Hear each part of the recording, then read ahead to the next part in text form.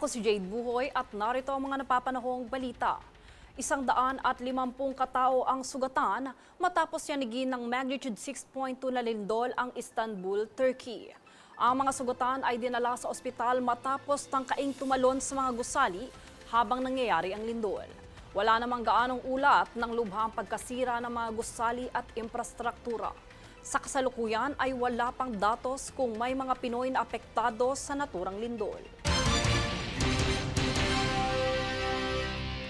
Patay ang alkalde ng Cagayan matapos ang insidente ng pamamaril habang nagsasagawa ng campaign rally. May nadamay pang 2 sugatan dito. Ang detalye tunghayan sa ulat ni Francis Riudique. Rinig sa video na ito ang sunod-sunod na putok ng mga baril.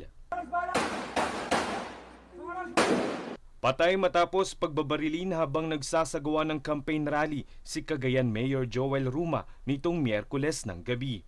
Ayon sa mga otoridad, 9:30 p.m. nang barilin si Ruma kung saan tinamaan ang kanyang kanang balikat at umabot sa gitnang bahagi ng likod ng alkalde. Naidala pa siya sa ospital ngunit 10:31 p.m. nang ideklarang dead on arrival. Bukod kay Ruma, 2 naman ang nadamay din at nakapagtamo ng sugat dahil sa pamamaril.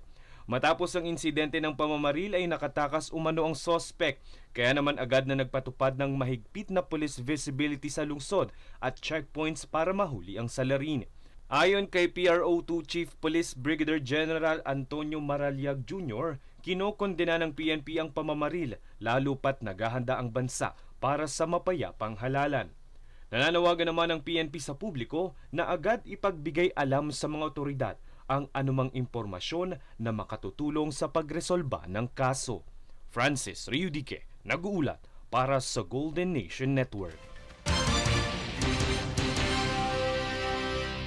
Hindi papayagan ng Office of Civil Defense o OCD na makabalik sa kanilang tahanan ang mga evacuees o bakwit ng Bulkang Kanlaon, kapalit ng pagboto sa darating na May 12 elections.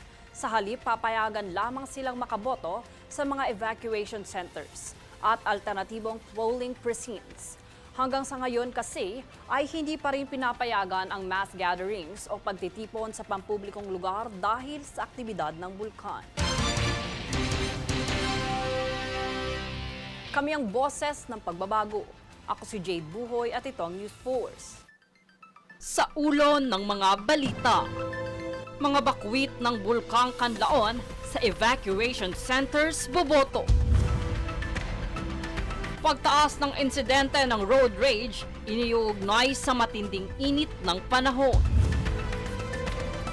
PBBM nagdeklara ng period of national mourning kaugnay ng pagpanaw ni Pope Francis.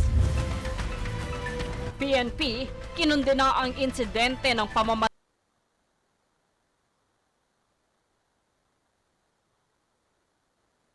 sa alkalde ng Cagayan. Presidential Medals of Merit nakatakdang igawad sa 4 na yumaong iconic Filipino women. Istanbul, niyanig ng magnitude 6.2 na lindol. Mahigit 150 katao sugatan. Patas at pantay na balita. Komprehensibong ulat para sa pulso ng masa. Ito ang News Force.